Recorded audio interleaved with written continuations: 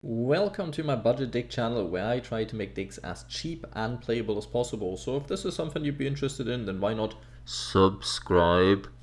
New pack, new deck, well, new update for a deck that I've done quite a while ago and that was received quite well and people are very interested. Labrynth, I think, is one of the fan favorites in general in Master Duel, if I'm not mistaken. So I really had to do this one and I love playing it as well, and there's so many different ways this deck theoretically can be played. You can cram this into some control variants here and there, and you have lots of different options with this one. But this one is meant to be the pure version of this deck, and obviously this deck was a bit of a challenge because the new cards that came out, well, both ultra rares and the deck wasn't that cheap to begin with. So let's see how I've solved this. Let's see what I can tell you about this list, and obviously you can already possibly see some cards that you might not agree with, but hear me out, listen to what I have to say, and I'll obviously also be going over some cards that you could be playing instead. That's what this right hand side is for if you're new to the channel. So let me talk about it, and maybe some things clear up, or maybe some things we can discuss in the comments afterwards. So yeah, always up for that one. Let's talk about Labrynth Cooclock. Obviously the furniture is, well, some decks included. I've seen some decks not play any of them, so there's obviously that option as well. I feel like for a budget version you at least need the two other ones, that search stuff, because yeah, we are quite short on the trap cards and the field spells, so we do not want to miss out on them. Cooclock is a card that you can play. It is a neat card. It does stuff for the deck, and it can be an extra disruption during your opponent's turn as well, because this card's effect is a quick effect, and then you can activate certain traps that you set with the effect of other cards that you have, so there's always that. But in general, also quite nice to be able to pop up Torrential Tribute during your turn when you instantly set it and so on. So this card can be doing certain things, and it comes back, and you can summon it as well, so you'll always have like a fiend monster from time to time.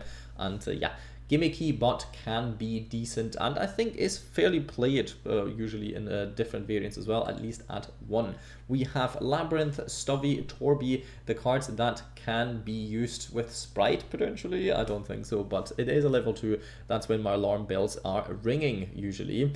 We have this card and we have this card. One of them special summons itself, the other one adds itself back to the hand for their second effect, and they can both discard themselves and one card and then set one Labrynth spell trap from your hand or deck, so that is quite nice, and that is a quick effect as well, so you can use it going second as well during your opponent's first turn to get some of your traps live potentially if your opponent is going for a deck that might not end on a spell trap removal or a card destruction. Obviously that can backfire quite easily if you then set a trap card and they have a monster that can instantly get rid of it. So yeah, potentially good cards, potentially can be annoying using it if you go second, but it gives you at least the option to do so. One Ash Blossom and one Infinite Impermanence is in here, mainly because you get them basically for free in the master packs, and hand traps are obviously good cards. Usually you want to be running like 3 Ash Blossoms, 3 Impermanences and 3 Maxi-ish. Can depend on what kind of build you want to be going for. You can kind of cut certain things, but usually this is somewhat the ratios that we would be looking at. I've seen a deck profile that only did like 3 hand traps, which I think won some kind of tournament, topped some kind of tournament at least. So everything's possible, seemingly. You have to just believe hard enough in it. Heart of the cards, you know how it is. But yeah, that's why I don't count them towards the ultra account, because you basically get them for free. And if you're a new player, probably want to look into investing into these master pack bundles. Then obviously triple Labrynth Chandraglier, whatever you want to say. I'm not good at French pronunciation, if that's even what it is. This card has basically the same effect as Torbie, but I think this adds itself back to the hand instead of special summon itself. Yeah, sometimes one of them is better than the other, sometimes the other one is better. It depends on what you're looking for. We have triple Arianna, the Labrynth Servant. This card very, very neat, obviously, because it searches you on normal or special summon, very important. Can add one Labrynth card from your deck to your hand, so basically anything, and then it has the second effect, which you will see quite a lot, which also the other ones kind of have. If another monster leaves the field by your normal trap effect, doesn't even need to be an opponent's monster, can be yours as well. You can draw one card, then you can apply its effect from your hand, either special summon a fiend monster or set one spell trap. That's where Cooclock can come in as well. If you then set a trap card, you could theoretically instantly activate it as well. Very, very neat card to search all of your playmakers. Honorable mention for Arianna, the Labrynth Servant, basically the same name, different effects. You can send one normal trap from your hand, or that's set on your field to the graveyard, special summon one level 4 lower feat monster from your deck defense position. So you can technically play one of this if you really want to. Then you can go into this, gives you more access to like rank 4s, and also gives you more access to your trap cards if you want to be as cheap as possible on the trap cards. But you somehow got one of these, so your hands on one of these cards, then you could splash in one of them, and like this, make the deck a tiny bit more consistent, for example, because then you will have more access to this card and to your trap cards as well then, or your field spell, and yeah, then you can also go into rank 4 if you want to. There's some that make sense that you maybe sometimes would want to be going into. Now let's talk about the 3 boss monsters. Usually it's only 2, but budget version, so we include Labrynth Archfiend, a card that isn't like necessarily bad, but you usually just want to run different cards and better cards than this one. But it's not like a terrible card to play in the first place. It can help you in the later stages of games to attack over certain things that otherwise you would have a hard time getting over, because this card's attack after having 3 normal traps in your graveyard with different names is already over 3000, so very, very nice card. Your opponent's monster cannot target fiend monsters for attack except this one. That can also be quite important in a grindier board state. And also you only use one of these cards' effects once per turn, and if a trap card is activated, you can special summon this card from your hand, so it doesn't even brick in your hand really. And if it's special summoned, you can set one normal trap from your deck that can only be activated when an attack is declared. So in theory, when you have this card, you could be running things like Storming Mirror Force or Drowning Mirror Force. Obviously it's well, you kind of tell your opponent that that's what you're going to do, but they still have to figure out a way around this. So at least it stalls a little bit, and if not, you can also set your Farewelcome Labrynth, because this card can also be triggered on your monster's attack, so you can do things with that, and then you can gain more resources from it. So if you like, including this in a budget version at least isn't actually terrible. You can run certain cards with it that do stuff, and it gains you an advantage, so it's not completely wasted. But in the most competitive version, you would cut this card because, well, it is what it is, but Silver Lady is just a tiny bit better than that.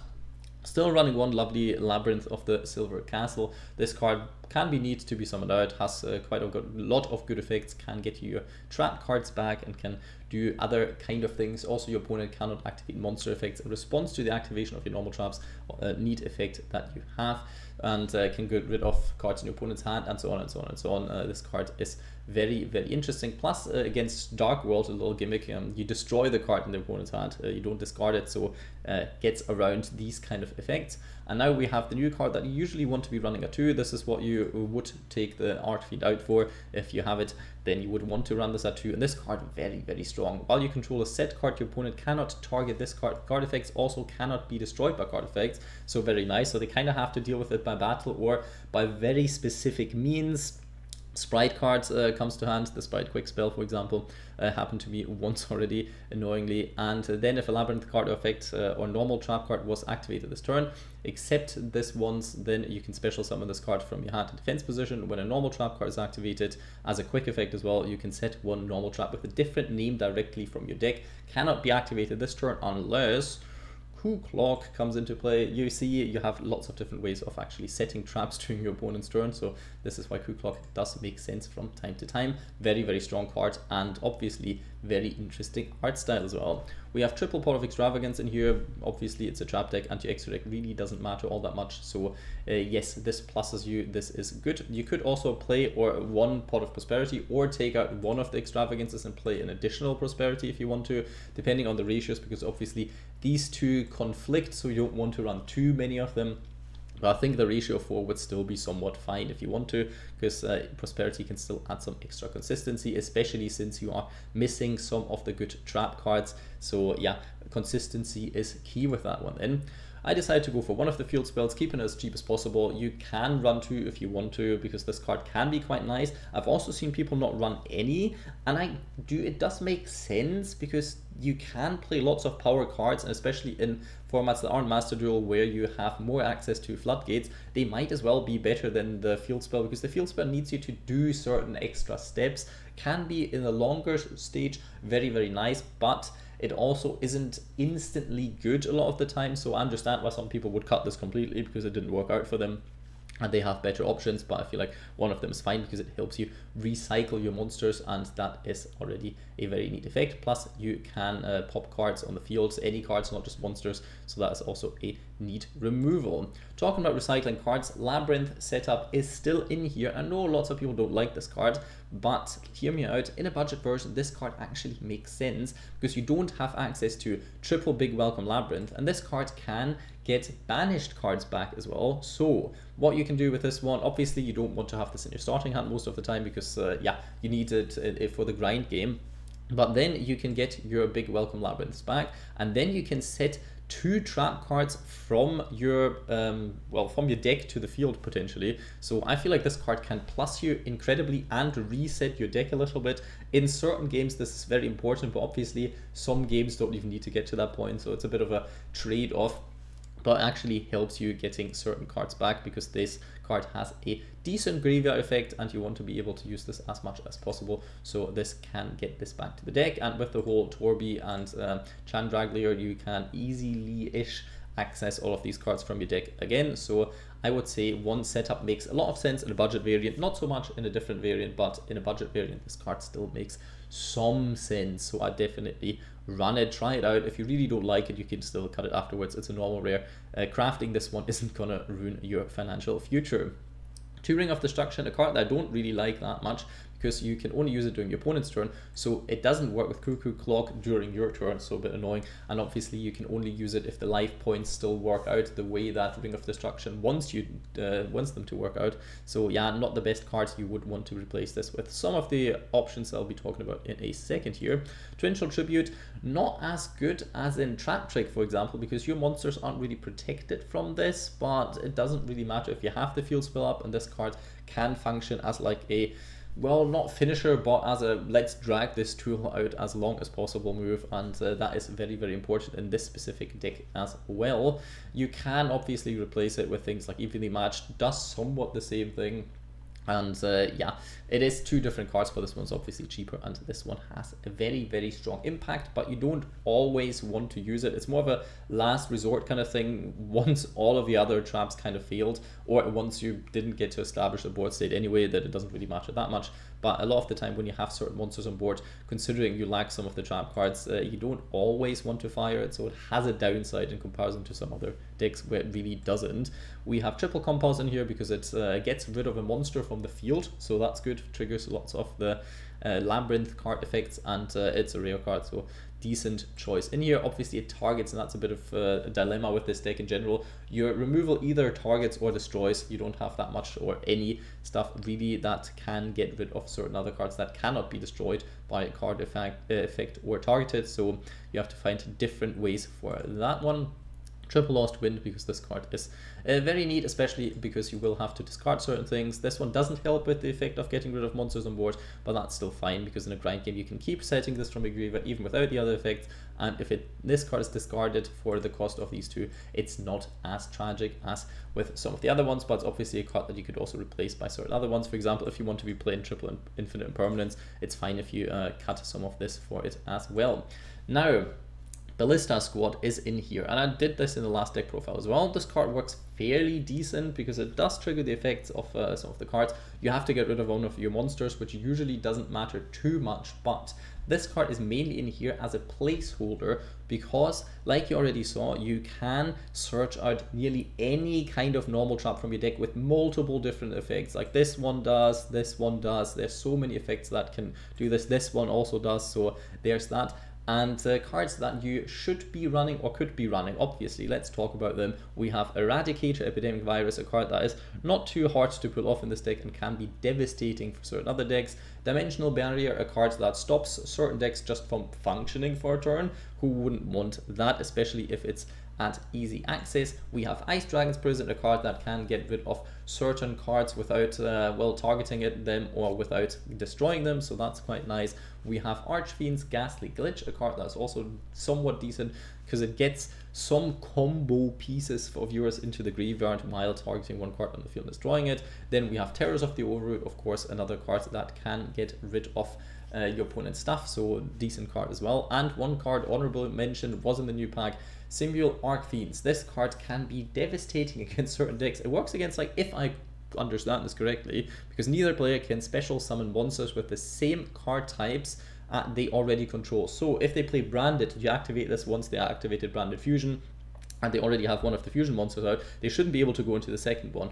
Sword Soul shouldn't be able to get into a second Synchro monster then. And for lots of different meta decks, like any Link deck basically, as soon as they make like a Link 1 or a Link 2, cannot do anything else with them. So this can be very devastating in lots of different decks. I haven't really tried it out yet. It's a rare card if you want to be running it at one point just to see, can I really use this? And since you can search it, it can be used against lots of different decks. There's certain decks where it doesn't work against that much.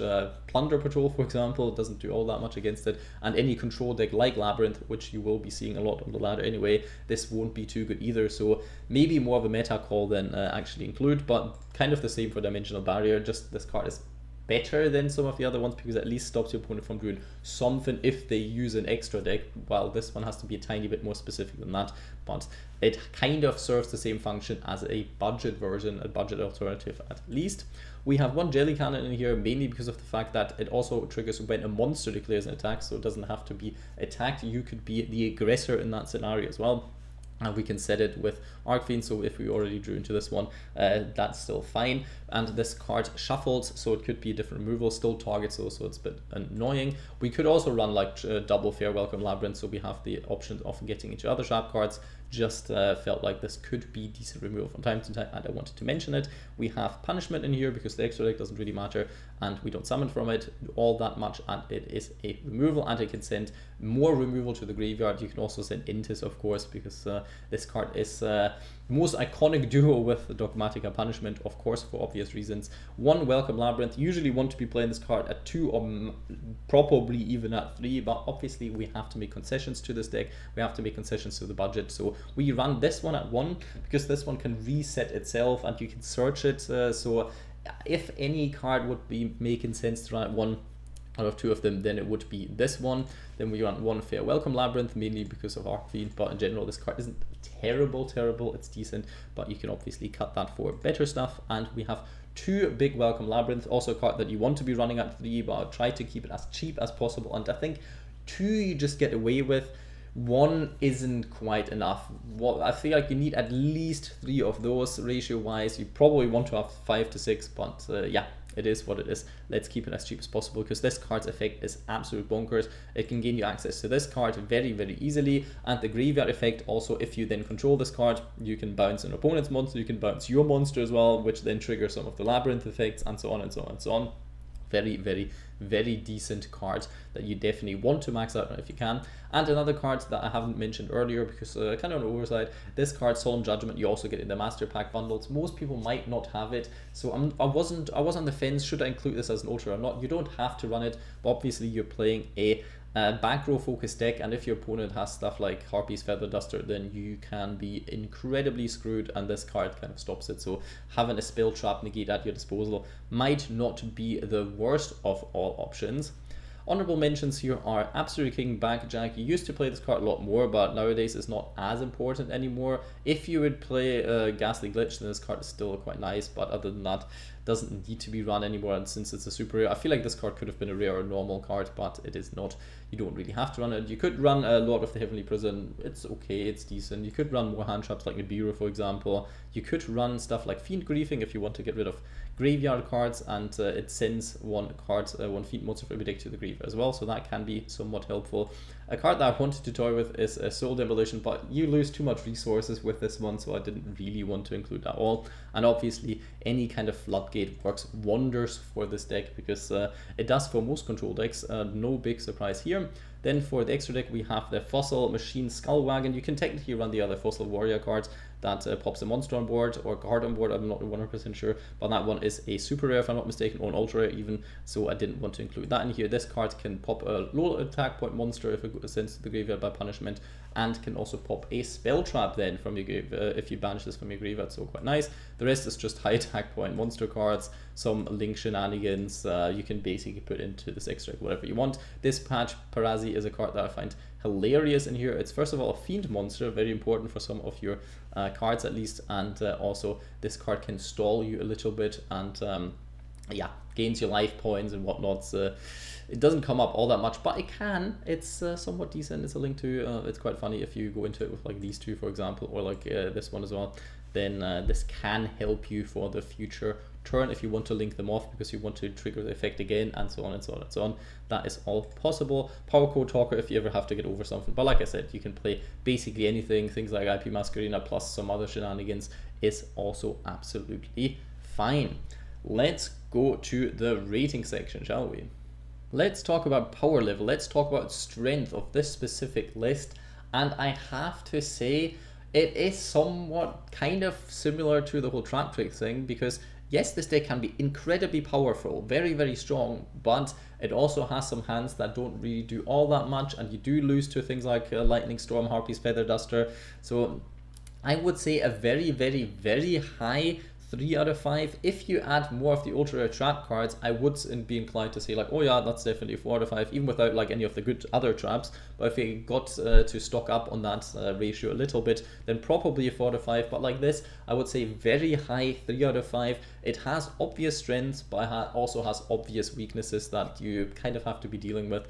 And yeah, I don't feel like that's a bad rating for the deck at all. If you want to, you can treat it as a 4 out of 5 as well, but it has certain weaknesses, and I don't think a 4 out of 5 is something that's very hard to reach for a budget deck in general. But yeah, it is a good deck nonetheless. Let's talk about consistency, and this is where we'll give it a very low 3 out of 5. It has consistency cards, of course. It has lots of searchers, has like 9 searchers already in monster form, and then it has like another 3 that are trap searchers as well. Then we have the pot card in here to get some extra draws, and in general, having like a trap lineup is also not too bad, so you will always be able to do certain stuff, but it's easily disrupted. Then you lose resources with it, and sometimes you have certain things stuck in your hat that you can't do anything with. So I would say like a lowish 3 out of 5.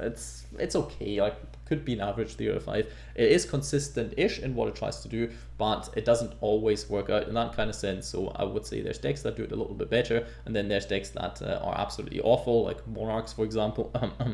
Yeah, it's somewhere in the middle between those, and it's fairly decent, at least at that.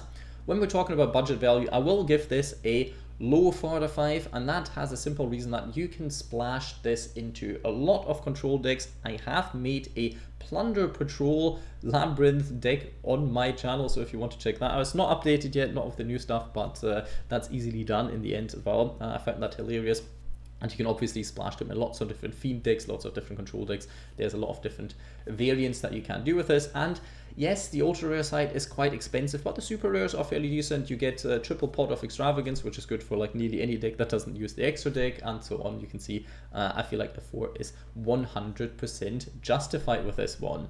Let's talk about this, how this deck functions. Let's look at, well, I want to say the combo, but more like gameplay. Let's have a look at a replay, shall we? And as usual, when I do a deck that just came out, little disclaimer here, the replay won't be as crazy as it could have been if the deck was out a lot longer than it has been already, because obviously I have an interest for my channel to put this video up as quick as possible. I hope you can understand, but I feel like you should be able to. And yeah, let's see how much I can showcase this deck. Will I be able to convince you this deck is fairly decent and fairly fun, or will that completely fail? The replay is against Dark World, another deck out of the pack, but you will see that yourself. We got one Ash Blossom, or one of Ash Blossom in here, but they also drew a powerful one of that cancels each other out, so that's fine. That doesn't matter if we have that. And usually you want to be going first anyway, so this is a go second replay, but ends up being kind of like a go first replay in the first place. So let's see what do they do, and that's the powerful card I was talking about. Don't want card destruction to go through. Usually I'm not too scared about this, but knowing that Danger Dark World has got significantly better, I feel like this card could completely destroy the pace of this game, so I did not want this to resolve at all. Plus I was quite happy having a Pot of Extravagance for my turn, and I didn't want to lose my one setup just yet as well. That comes into play later potentially. Decided to send Welcome Labrynth to the graveyard because I wanted to use Stovie Torbie's effect anyway. during the end phase to set the other trap, and then having this in the graveyard isn't too bad. So yeah, the Dark World dealings was a bit annoying for me here because it did snipe out my one Welcome Labrynth, but in the end doesn't really matter. I could always get it back to the deck as well if I use Setup here, so there is that. They use a card's effect in the graveyard, and I decided to already go for the effect of this card here. Don't really know why. It was probably very, very premature because, yeah, they probably can go into link monsters that can pop this card, so bad judgment here, like I was already talking about in the deck profile. We do not want to do this. We want to wait till we can see what they have, but I was scared that they're going to go into like Appaloosa at one point, and I potentially could force them onto some stuff that might be uncomfortable for them, but they didn't have that much in their hand that they could do. They missed the Jackalope and didn't let them go for the card destruction, so that is the downside of some of the Dark World things. If funny enough, they summoned Thunderbird, which doesn't trigger the effect. Imagine they hit Thunderbird and would then pop my card. Oof, very, very problematic. Now we have 3 against 3 and 2 cards on board, 1 each. So still fairly balanced, I would say, but this deck, this replay is obviously more here to showcase you what this deck can do. We want to go for Extravagance here, of course, because 2 extra cards, who's going to say no to this? Then we will be using the Big Welcome Labrynth. I decided to get this card out and bounce this to my hand so I can activate the effect and search some stuff. Could have also gone for the Silver Lady, but it felt like this made a bit more sense here to do that because I still have my normal summon. With that effect, because it then bounces us back to the hand, I could also reset my Welcome Labrynth. Ooh, nice combo. So we have Welcome Labrynth for the next turn, so I can search a different card with the Arianna, and I can go for the field spell potentially here, which I do in the end. Go for the field spell, have some more removal. We have the Cuckoo Clock, so I can actually activate my Welcome Labrynth. Now, I decided to go for the lovely Labrynth now because I can clear some stuff off the board and off the hand. I felt like that was a bit better. Plus, I can reset cards from a graveyard that I discarded earlier, like the Ring of Destruction. So we still have that going, and they cannot respond with monster effects to the traps. So that made a lot more sense here.